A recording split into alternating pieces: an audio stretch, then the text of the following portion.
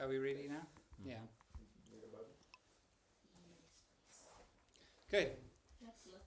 Good. Everyone. Hello. Hello. Oh, now it's in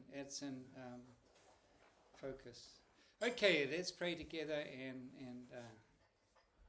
talk to the Lord. There you are. Dear Lord, thank you. We come to you today and thank you for bringing us together. Thank you for this lovely warm place to be together. We pray for your blessing upon our study of your word, and thank you for the opportunity that you give us, the freedom that we have. I pray that you'd help us to learn from you, and thank you for providing the teaching in your word. In Jesus' name, amen. Okay, I'm going to put a diagram on the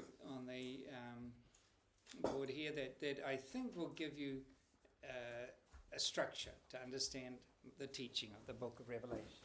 Okay, so I want you to imagine this is history here, and history has a beginning.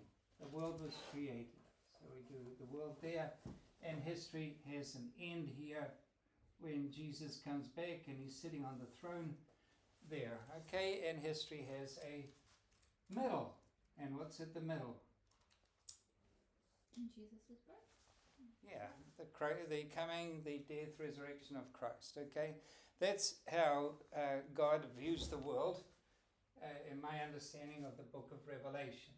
And the book of Revelation, so talking about this, the New Testament takes us all the way up to here, focused on the people of Israel.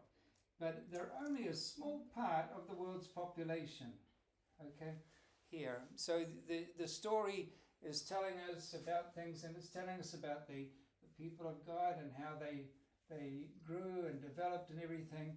It also tells us about how God dealt with the people of God. He punished them, he sent them into exile, and you've got times when he's doing that. So it's the story. He blessed them too.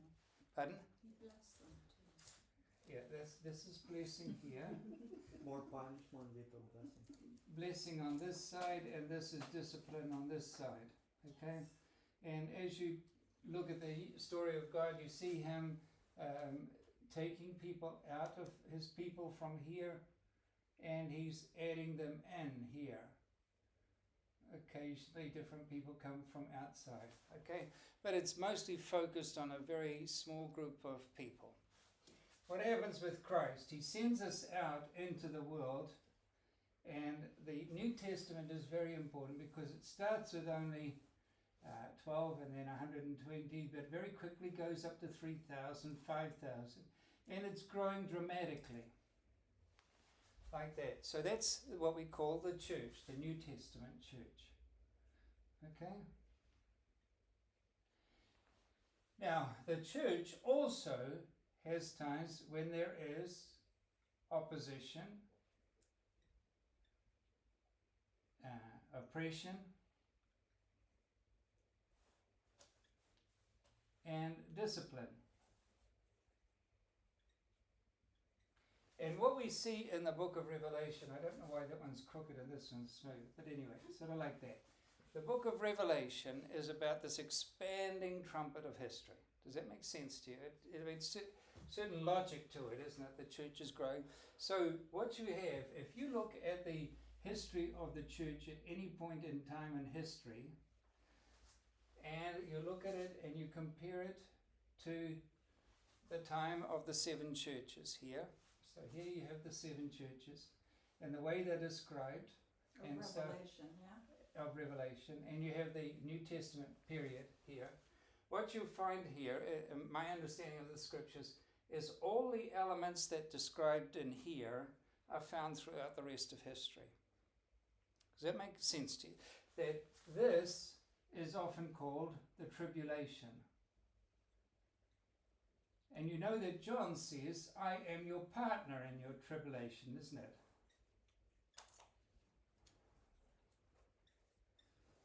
And in the book of Revelation, when you're talking about it, you have tribulation here, but you also have the church growing here. Okay? And just to give you an overview, that church is described in different ways. It's described as 144,000 It is described as a multitude that no one can count. It is described as a city, Jerusalem, Bride. the bride, the Garden of Eden. Okay, so it's all these different descriptions of the church are here. So in a nutshell, just to review, the 12 times 12 for the 144,000 is the complete church of the Old Testament 12 tribes, and the complete church Okay, in the we'll New we'll get to that, but yeah, it's the when we come into heaven. Okay, so here he's got the 7 churches. Now he's told, come up here. He's got this. Here we have this view here. So here's the earth. The first heaven is the sky. The second heaven is the universe. And Paul talks about being caught up into the third heaven. I know a man who was caught up into the third heaven, okay, which is what we would call heaven, the spiritual heaven. John in chapter 4 verse 1, so Revelation 4 verse 1,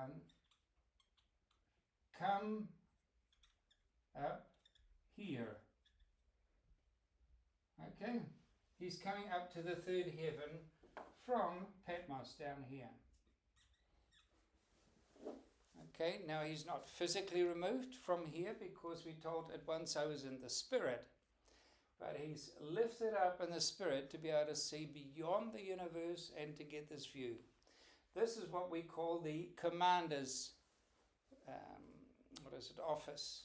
And if you look at the war, this is the trenches and this is the commander's headquarters. Okay, looking out, seeing the big picture. John is doing that. Now, from this perspective, he's looking down here on the earth. And what we have here is what we call continuity. It's the same salvation, the same Jesus, except this is before Jesus, this is after Jesus.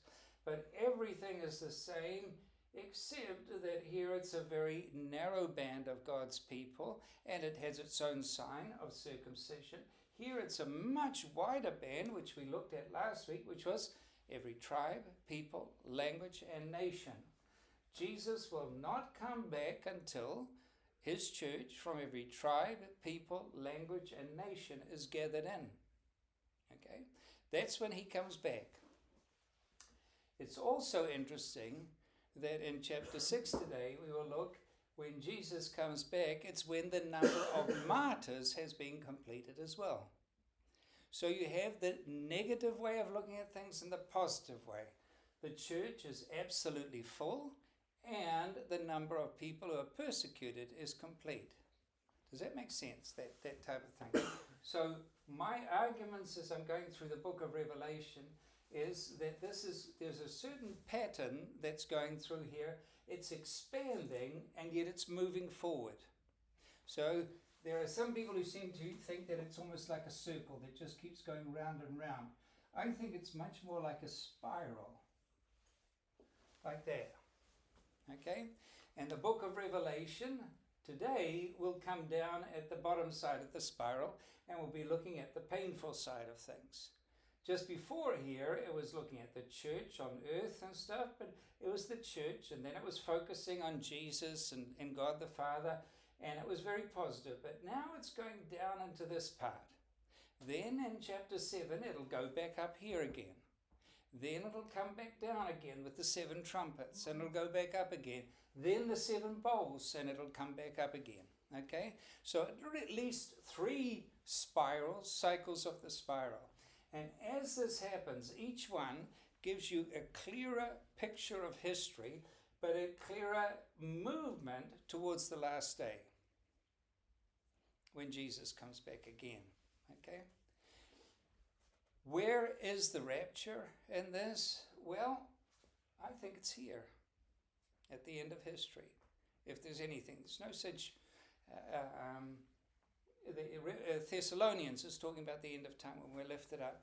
But I don't think there is a special point in here where the church is absent from the world and everything happens without the church. Why? Because as you look at this spiral and you go to the next spiral and then you go to the third spiral, the same elements are in each spiral. The same things are repeated, just in increasing intensity and increasing detail. Okay? And moving more and more towards the final judgment. So basically, from earth to heaven, in heaven, we look at this and we see what's going on. This is God's great plan for history. In this thing, as Emily pointed out, numbers have meaning. So what are the numbers that you hear in the book of Revelation? Tell me some of the numbers that you have heard about. 7. What? 7. 7. Good. 24 elders. 24. 3. 3. Next one at the top. 144,000. 666. Any other number? How about that the woman that was taken care of in the desert for a certain number of days? 40. 42 months. Oh, was it 42? Okay. 1,260 days. 1,000. 3.5 years. Okay, anything else? 1,000 years. 1,000. The only number we've missed out so far, I think, is the number 4. Okay, so let's go through. In the beginning, we have number 4 turning up here in chapter 4 and in chapter 5. What does it refer to? Do you remember? The Four. lion, 4 creatures, yeah. horsemen. 4 creatures, the face of the lion, the ox, the eagle, and the man. Okay, representing creation. You always have 4 is used in the Bible for the 4 corners of the earth. Okay, it's creation, representing creation. But here, when it's talking about the 4 creatures, it's creation as it's able to sing, praising God, speaking to God. Okay, but they're representing creation. Before that, you have 7 churches. You have the 7 churches. 7 And you have the 7 is repeated several different ways, okay? 7 churches, the 7 times, 7 blessings, 7 tribe, people, language, and nation. What other things? 7 years and so forth. 7 is always used for God's plan, perfect plan, in some way or another, some aspect of His plan. 4 is always used as creation. 3, what is that always used for? Trinity? What? Trinity? Yep, God. Okay, but also, and this is really important, there is the false God, counterfeit. Who is he made of? The beast? The One beast. There's a beast from the earth, a beast from the sea, and the dragon. Okay?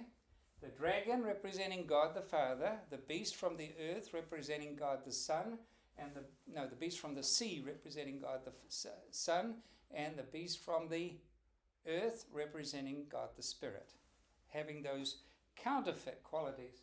That counterfeit idea is found throughout the book of Revelation. So we'll write that word down, counterfeit. Okay? 3 was also for intensification, wasn't it? Like you talk about holy, holy, holy. Yeah, that's right. Something repeated 3 times. Different from 3 elements or 3 persons, but that's what I would call the threefold repetition. Okay? Threefold repetition. Holy, holy, holy, and 666. Okay? different things that are repeated 3 times. That's comes into there. But the counterfeit is a very important idea, that to everything in the book of Revelation, there is a counterfeit. So there is the New Jerusalem. What is the counterfeit of that? Babylon. The Babylon down here. There is the bride. What is the counterfeit to that? That's right, the prostitute. Okay? There is the, what did I write there? I can't read my own writing. But the church has its counterfeit in the false church. Everything in the book of Revelation tells us there's a counterfeit. Okay? And we're going to go through and look at that. Now, the 42, 1260 days, 3.5 years. What does that mean? We'll come to that later on. But I just want you to know that 42 months equals 1260 Jewish calendar days, 12, which is 30 times 42. Okay? And it equals 3.5 Jewish years. So they're the same number. The only other figure you have is also 3.5 days. You have that. Days. I'm pretty good with all my squiggling in there. I'm going to get you confused by this. But I want you to just have, this is the picture I have in mind as I'm going through the book of Revelation. We're dealing with the New Testament period. How do we know that? Because Jesus says, I am the Lamb who died and is now alive, isn't he? He had died, so it refers to this point. And from this point onwards, we're talking about history. We don't need to talk about this history. Why not? Because Jesus said, it is finished. This part is complete. Okay? Now, it's referred to a lot. Most of the book of Revelation is just using images from here all the time, from Exodus, from the prophetic books, Daniel, from Ezekiel, and so on. So it's referring here, and that tells us about the Old Testament, that the Old Testament is always looking forward to Jesus. Okay? Here, Jesus has come. Jesus is going forward, but it's always going forward with reference to the past. Think about what happened in the past, and then you will establish the future. That's a very Jewish way of looking at history. You look at the past in order to understand the future. Okay? The book of Revelation does that. So this book is looking forward, and the climax of the book is the day of judgment and the day when heaven is opened for us to enter. The New Jerusalem is opened up, the gates are open, and we enter in. That's chapters 21 and 22. But just before that, the great judgment. But what this book does is it helps us to understand the world in the context of John being your partner in tribulation. And the idea is this: how can we understand this idea that the church is growing right at the same time when the Roman Empire appears to be winning? They appear to be in the process of crushing the church. So in a chaotic and difficult world, how can we understand it? How can we know it? This is why when the scroll of history, those scroll with 7 seals, when it is not open, John weeps because he can't understand what's going on, and it's just going to be this one darn thing after another, and it's not going to be with a goal or with a purpose or with an explanation. Now God says, don't worry, I'm going to explain it to you, and I'm going to do it in a series of explanations so that you don't just get it the first time through. Sometimes, you know with your studies, if you're studying something, you go through it once and you get it. You go through it again, you get it a bit more. You go through it again and you get it a bit more, okay? That's what the book of Revelation's doing. It's going through it at least 3 times to explain what's going on in history. So there is progress, but there is a lot of repetition in that progress. The thing that I don't do is interpret the book of Revelation in physical terms, and I've already explained that. Why? Because we're trying to describe something from the heavenly perspective, a spiritual perspective, but we have to use our language. Here we are down here. If you don't speak to us in our language, we won't understand it. So God takes John up here, gives him the overview, uses our language, explains it to us, and it leads to the danger of us understanding it purely physically. And what the Bible, this book of Revelation is doing is saying, look deeper. Behind this physical world, which seems out of control, is the spiritual world in which God has everything mapped out.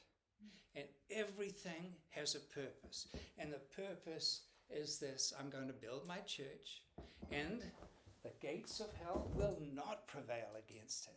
I will build my church, and the gates will not prevail. I build my church, and the gates will not prevail. And it just keeps going around and around, so that the book of Revelation then becomes one absolutely relevant to everything that's happening on the earth. Because God is looking all over the earth now, building his church on the earth, and it's in a context which appears chaotic to us. He's got it all figured out, and he's got a purpose. And the purpose is what?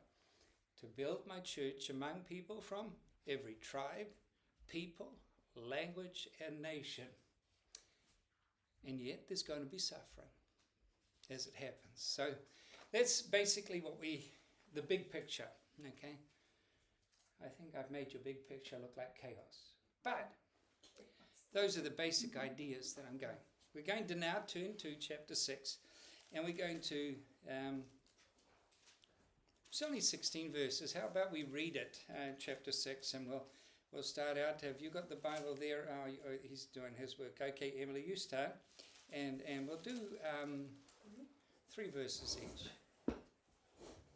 Now I watched when the Lamb opened one of the 7 seals, and I heard one of the 4 living creatures say with a voice like thunder, "Come." And I looked, and behold, a white horse, and its rider had a bow, and a crown was given to him, and he came out conquering and to conquer. When he opened the 2nd seal, I heard the 2nd living creature say, "Come." And out came another... What? And out came another horse, bright red. Its rider was permitted to take peace from the earth, so that people should slay one another, and he was given a great sword.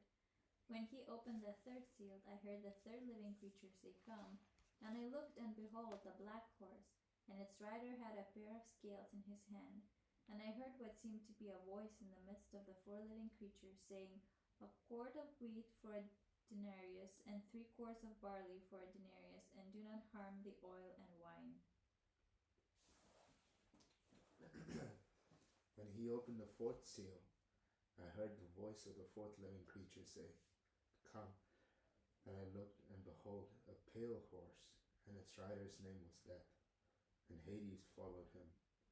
And they were given authority over 1/4 of the earth to kill with sword and with famine and with pestilence, and by wild beasts of the earth.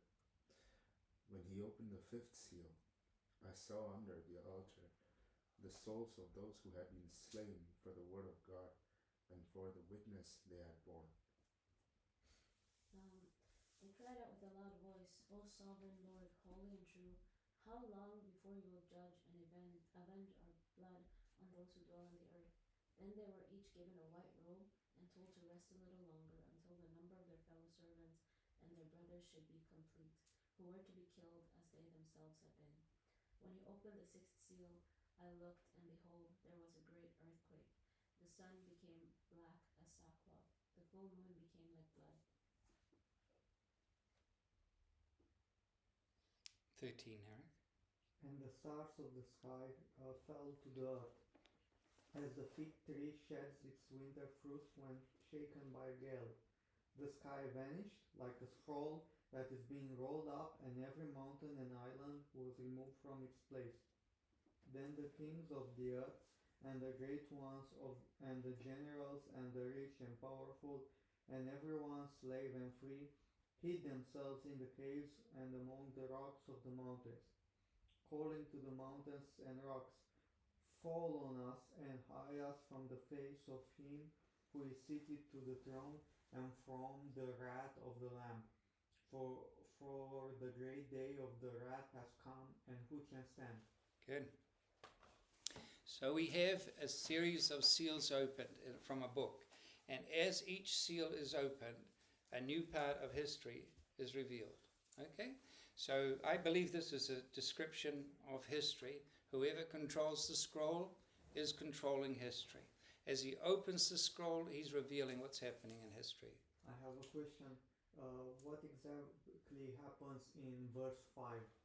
It says a quarter of foot for a denarius and 3/4 of barley for a denarius. Good. We'll get to that one. Mhm. So we have 4 horses. The number 4 is always used for what? Creation. Creation. Creation. Something's happening on the earth. Okay? And it's describing what's going on in creation, and it's describing it in terms of horses. Some people have said the white horse, that's clearly a picture of Jesus. It doesn't seem to be a picture of Jesus because the description is very limited, and it's Jesus is actually opening the seals. Okay? So I think it's just a horse with a certain color. But the horses are normally used in what purpose is a horse normally used? Especially for warfare. And so there's warfare going on here on the earth. Okay? So we have one who's given the power to conquer. The other one is people fighting against themselves. The third one that you referred to is economic distortions. And then the fourth one is death that comes as a result of pestilence and plagues. Okay. Now, you can go around the world at this point in time, take a slice through history here, and during that time you can find very easy people trying to conquer different countries. Putin, Ukraine, no problem. You can find wars between nations, Ethiopia, Eritrea, Somalia, all over the place. We have wars in Southeast Asia, here in Europe, people fighting against each other. We have also great economic distortion. Okay, as sometimes people are saying these are sequential. So war leads to people fighting against each other. The attempt to conquest leads to fighting. That also leads to economic distortion. Now notice here, it talks about the wheat and the barley, but do not harm the oil and the wine? Yeah. So the wheat and the barley, the prices that are being charged for these prices are about 8 to 10 times normal. That was normal price in those days. Well, guess what happens as a result of, say, the Evergreen ship? What was that one that blocked the Suez Canal? And all of a sudden, bam, prices go up. The prices of everything during COVID shot up. Okay, 20% here. Food prices, I think, was a reasonable number that guess, and we have that all the time. Prices are going up, but oil and wine, they were the province of rich people. They used oil and wine. They're doing okay. Okay, so what it's basically doing, in my understanding of this, is that the rich are getting richer, the poor are struggling all the time. And this is what we call distortions, and that leads to people fighting and saying, I want this solution, I want that solution. So you get communism, and you get other types of attempts, a new form of capitalism, or a new way of living, but not doing the biblical way, which is every 50 years, what was meant to happen every 50 years. 70 years, wasn't it?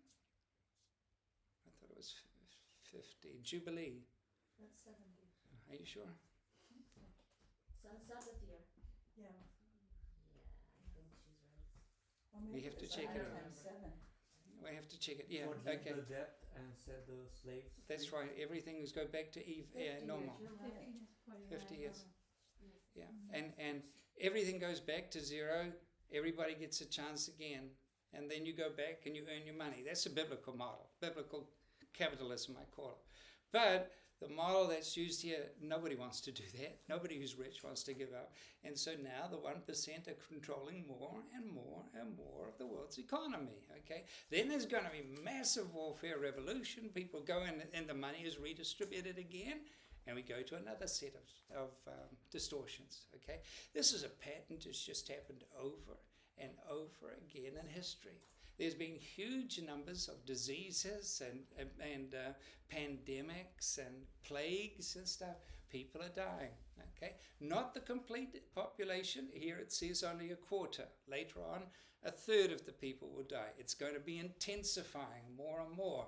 But at the moment, a quarter, that's a significant number of people are dying for one reason or another. Death is part of our lives. Death is a result of war, disease, chaos, not the normal. You get by, you live in a quiet village, you get married, you have kids, and you reach old age and die. That's not what this is talking about. This is talking about a chaotic world. And it seems to be absolutely out of control. Okay? But there's been periods in history it's like, imagine the bubonic plague, imagine the era of the Crusades, imagine, And the point here is there's periods of our history when that's happened, but it's actually constantly happening all over the world. If you take a worldview and you take a slice anywhere in history, somewhere in the world somebody's going to be trying to conquer something. Somewhere in the world people are going to be fighting. There's a plague going on. There's economic distortion. Okay? And so as you're moving through history, you can take your slice anywhere there, and you have this idea that God is looking at this and he's saying, you know why you need judgment? Because of this. Because without justice, without God's judgment on the earth, this chaos, this evil is just going to keep on going, and it's going to get worse and worse and worse. Okay? In this context, we go to the next seal that is open, the next explanation of what's going on in history, and we find there are martyrs under the altar. There are people who are dying. Now, at this moment in history, there's more Christians than at any point in time. There's also more martyrs than at any point in time in history. Throughout history, as the church has grown, martyrdom has also occurred. And what do they say that church is? The blood of the martyrs is the seed of the church. In the martyrdom of the people who are dying and suffering, the church is being planted. So if you go to a place like communist China, at the beginning of the communist revolution in 1949, there were only small numbers of believers. By the end of communist repression, about 1990s somewhere, when freedom came, what happened 50 years later? Nearly 10% of China was Christian. Okay, and why? China clamped down on the Christians. And in that clamping down, what did they do? They released the people from this concern with life here on earth, and all they had to live for was heaven itself. And as they did that, they started to witness to those around them, and people were won over for the Lord simply because people had nothing more to live for but to tell about Jesus. And so this is what is happening here. The people are martyrs. They're saying, and if you're going to have to die for the faith, you're going to say, please, Lord, come quickly.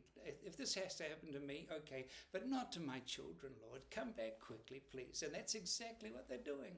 Release me from this suffering and this pain. Come quickly. And they're calling out, and the Lord says, listen, the blood of the martyrs is the seed of the church. The church has got to grow out of, it's going to be growing in the soil that your blood prepares. Strange way of working, but this is how Christ built his church. It's his blood that was given for the church. Okay. I have a question. Yeah.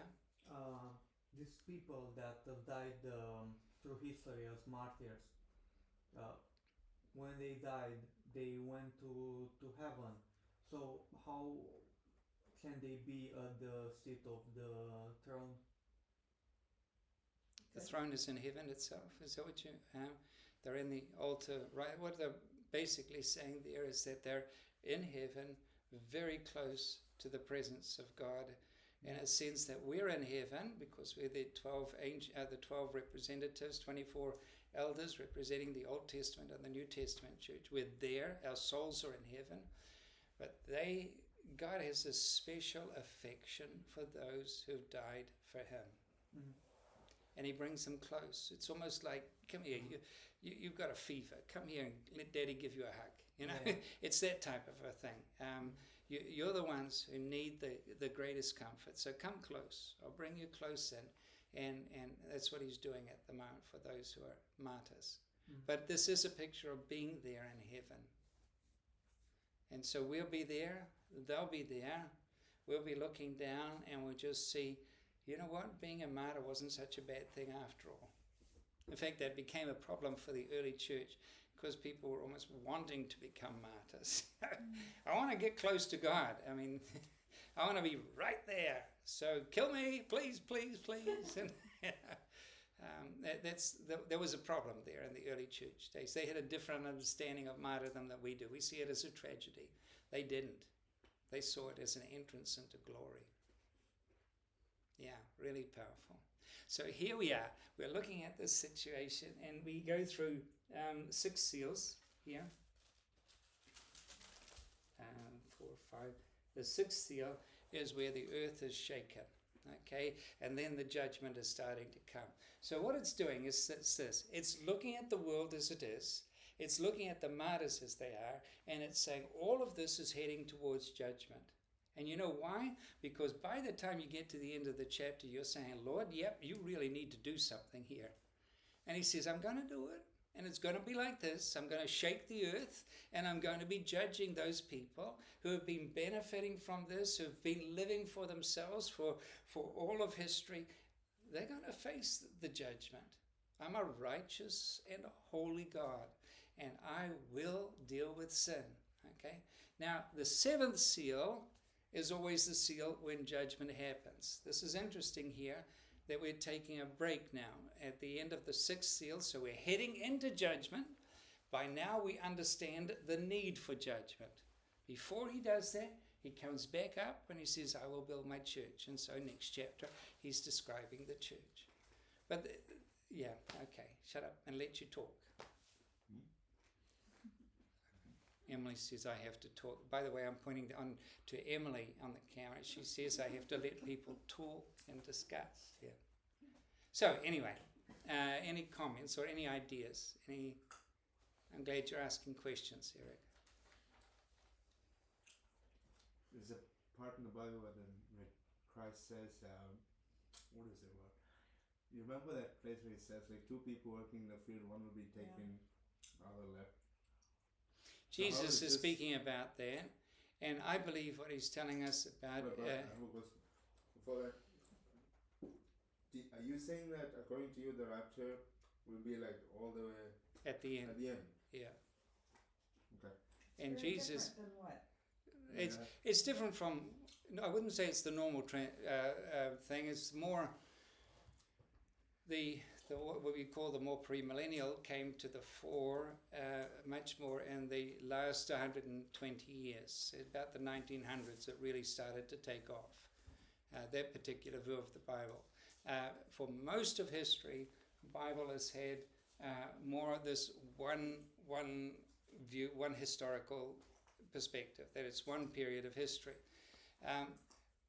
After the Great Awakening, after the great revivals that you had in the 1800s in the States and so on, then you started to get what is called the post-millennial thing, which also talked about at the end of the world, there's going to be a great outpouring of blessing by God and a time of justice and a time of peace, almost a pre-heaven heaven, as it were, pre-heaven earth. I don't understand.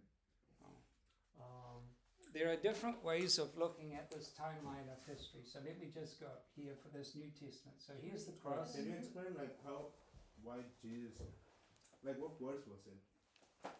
It's in the Gospels. Which one of the Gospels? He's talking, I think it's about 24, Matthew 24. And he's talking about the coming and I don't think he's really there talking historical terms. He's talking in terms of, are you ready for the last days? Of the end of the age. Yeah. Because he says, for nations will rise against nation and kingdoms against you, like what you said about conquering. Nation will rise against nation, kingdom against kingdom, famines, earthquakes. All these are the beginning of birth cakes. But then later on it says, then they will deliver you up to tribulation and put That's you to right. death. So it's That's all right. talking about the exact same one. That's right. And then later on it says, And the lawlessness will be increased, the love of many will grow cold, and he who endures to the end will be saved.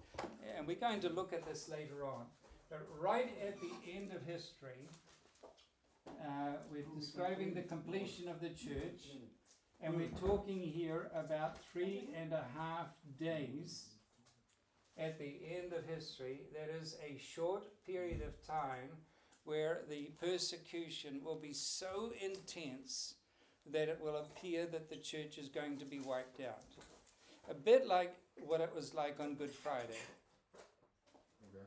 On Good Friday, remember, the darkness comes. And the darkness is, okay, you're getting rid of everything? Okay, good on you. But the darkness comes on Good Friday and it stays through Saturday. The worst period of time in history, okay, until the end of time, when the church is complete. Okay, at that period of time we're told, and this is all in chapter 10, about the 2 witnesses. When their witness is complete, then for a short period of time, it's described in the term 3.5 days in comparison to 3.5 years, then there will be intense persecution. The world will look at them, people from every tribe, language, nation will mock them, and they're told, come up here at the end of the 3.5 days. Not at the beginning of the 3.5 days. At the end of that 3.5 days, they'll be lifted up. That's the church being raised up to God in glory. That, I believe, is what Jesus is describing in Matthew chapter 24. Now, the thing about Matthew 24 is that it's also describing history as it's going here, as it's anticipating everything, you see? So here, at the 3.5 days is there. But this is the cross, this is the church has begun, and as history is progressing, we get to this period of time where we're talking about this. Now, what does God do at this history? He separates us. Those come up here, and those are down here. What is it for? He's separating us as the sheep and the goat, the wheat and the tares. He's separating us from judgment and blessing. Does that make sense? So the focus of Jesus here in Matthew 24 is not on a description of history. It's rather a description of the end of time when God separates those who are his followers from those who are against him. But he's also speaking there about this time of intense persecution just at the end. And what does persecution do? Well, what it's always done. It's always separated the sheep from the goats. It's always removed the hypocrites out of the Christian community, and it leaves a much purer community behind itself. Okay, does that make sense then how it's being explained? Explain the 3.5 bit. I want to ask on that. Also, 2 Peter 3:8 talks about a day, 1,000 years, 1,000 years. Does this timeline also apply to that? In a way, what it's telling us there is that God is what is called the eternal present. He is, he was, he is to come. Okay? So when it's talking about a day is 1,000 years, for God, what is a day? It's a point in time, but it's also, he knows every detail about that time. So you can look at that type of thing, and he's right there involved in the details, and he works out everything of every second, every part of every second. So he can stretch it out, and he can look at every little detail. Or he can compress it down into a dot in history. So when it talks about that, he's saying our time is not relevant to him. Okay, so God is looking here, he's looking here, he's looking here. He's got it all worked out. It's not as though he's sequential. Well, and he's eternally present in each place of history. That's right. That's what it means here. He is, he was, and he is to come. And you can. He's here, and he's here, and he's here, and he's looking here. He knows exactly what's going to happen next, and he knows what's happened there in the past. And so it's important for us to understand from that I believe what Peter is saying is God thinks completely differently from us. We cannot do one thing until another thing has been done. We have to be sequential. We're One creatures step. of time. Yeah, and he's not bound by that. And so what does that mean? A day is 1,000 years, 1,000 years today. Basically saying time's irrelevant to him. So, explain about the 3.5 years. Okay, well, I'm giving away everything in one lesson. This is not good. You won't turn up, will you, after this? Anyway, 3.5. 7, let me just do this thing here. Here's history, Christ, and the world. Okay? When we talk about 7, we're talking about God's complete plan. Okay, what is half of 7? 3.5. Okay, that's all it is. It's the second half of history. Oh, okay. That's what I understand it. Now, I don't understand it in physical years, which is the way that a lot of people do it. And the reason for that, we're up in heaven. It's a different way of measuring things. Numbers up in heaven have meaning. They don't measure things in the way that we measure them. They mean something, okay? So this 3.5 is simply the second half of history. And this is why it's described as 42 months or 1,260 days. Okay, it's a certain period. And this is going to be the kicker. It's also described as 1,000 years. What does that mean? Well, 1,000 has always meant a large, complete number. Okay, so he's not telling us this is just going to be a short time. Oh, for God, it's a short time. It's the second part of history. Everything's instant. We don't know. Everything's long. We don't know exactly. But it's this way. We attempted to say, I want it to happen now. I want to know exactly when it's going to happen. God says, I've got that. But for you, it's going to appear like a long time. In the fullness of time. Yeah. Now, this is what he does to us as well. The next week, I'm already giving next week's answer. This is not good, but anyway, oh well, too late. 12 times 12 times 1,000. 12 always teaches about the church. Yeah, 12 tribes, 12 apostles. The Old Testament church, the New Testament church, times 1,000, a large and complete number. So next week, when we're looking at the church, we're going to see the church is described as a large, complete gathering of God's people, an absolute complete number. It's also described, from our perspective, as a multitude that no one can count. In the same chapter. God's perspective, large and complete. Our perspective, a multitude like the sand on the seashore, as God said to Abraham, like the stars of the sky. Try counting them. You can't. Okay? So he wants us to understand certain things with these different numbers. Here, the 1,000 years is a length of time that just seems to us to be interminable. Mm-hmm.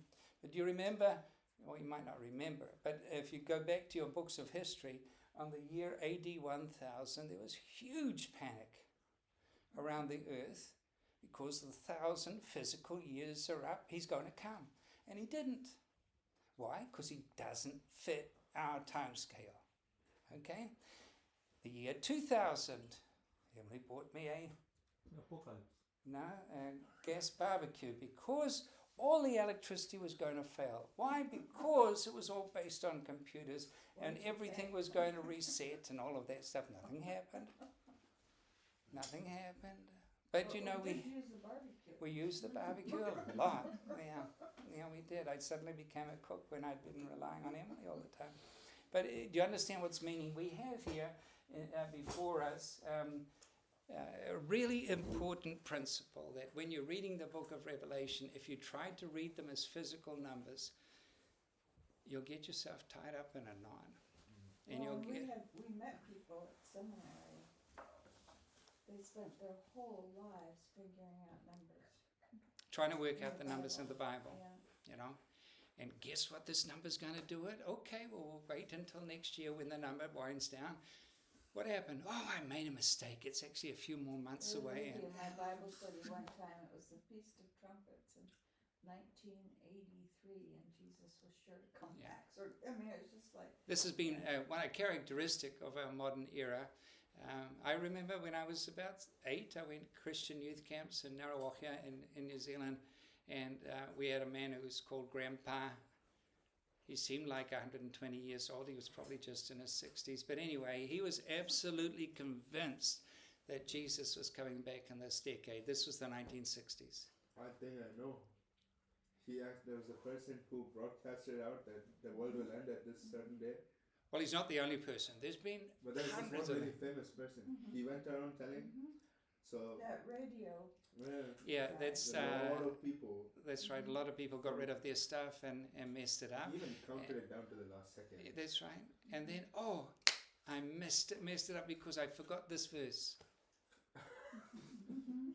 And you know, it's Didn't recalculate it. yeah, there you are. That's the garment. Yeah, and so the physical interpretation, you would have thought it's fallen out of favor. It doesn't. It just gets a new repeat into a new My person. grandmother had charts all over her wall, you know, to figure it all out. Professors at Westminster Seminary, so this is not just non-reformed people, Westminster Seminary, one believed that Mussolini was the Antichrist. He was in Rome, he was a governmental power, he was the Antichrist, he got shot. No, he didn't, he's still alive. Why? Because he's the Antichrist and the Bible says he's still alive, and he wasn't.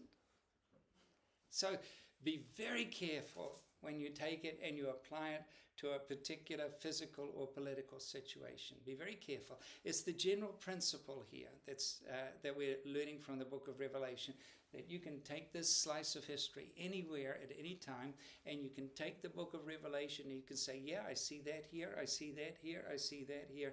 As you slice through the world, all the nations of the world, and at any point, and you can see this, God is building his church. God is allowing his church to be persecuted. He's preparing the ground for the next growth part of the church. You know, Frank, he did a mistake. He saw like, Roman Emperor, Antichrist, and Italy, but he should have looked at Romania. Like, There you are. That's the thing. Romania. Mussolini didn't die. It He all just happened moved in to Romania. Bucharest. Yeah, that's right. But yeah. So I do believe that I don't want to. I am mocking. I'm sorry about that. But I do believe that the most dangerous way to interpret Revelation is the physical, political interpretation that is being done over and over again. And I think that's the one you have to be most careful of. And the reason I'm saying is that it's been proven wrong over and over and over again. Another really common thing, Yeah, you can especially turn it with on. the book of Revelation, is that